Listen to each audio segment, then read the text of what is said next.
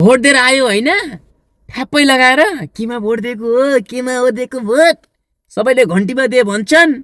साथीलाई फोन गरे घन्टीमा, बालाई फोन गरे घन्टीमा, आमाले फोन गरे घन्टीमा। के हो घन्टीले चाहिँ बहुमतै ल्याउँछ कि क्या हो?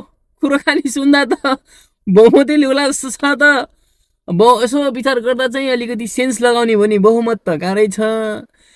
2/3 ल्याउँथ्यो कि भन्ने आश हो।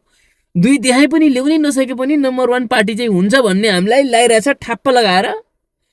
अनि त्यसपछि यदि चाहिँ पहिलो पार्टी भयो भने चाहिँ सानो सानो पार्टीसित चाहिँ गठबन्धन गराएर सरकार बनाउँछ कि भन्ने कुरा हामीलाई लागिरहेछ। त्यसकारणले गर्दा धेरै खुसीको खबर अहिलेसम्म जसलाई मैले फोन गरेको छु सबैले घन्टीमा भन्नुभएको छ। कट्टर एमाले, कट्टर काङ्ग्रेस भनाउँदाहरूले पनि घन्टीमै भोट हाल्छन्। त्यही भएर अहिलेको चाहिँ देश परिवर्तन होला जस्तो मलाई लागिरहेछ। जनता चाहिँ परिवर्तन चाहने त्यति सबै व्यक्तिहरूले घन्टीमा भोट हाल्नुभयो जस्तो मलाई ठ्याप्प लगाएर लागिरहेको छ। र अर्को कुरा मैले के भन्न चाहन्छु भने यहाँबाट 7 लाख जना जति भोट दिन मात्रै भनेर विदेशबाट चाहिँ जानुभयो रहेछ नेपाल।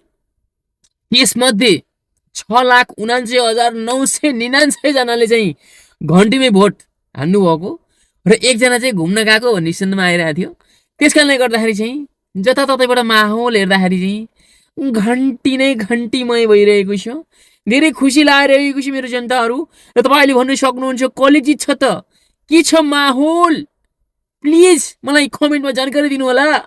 मैले विदेशमा छु, म दुबईमा छु प्रभु, म दुबईमा छु। त्यस्तै भयो, आउन पाइएन प्रभु है।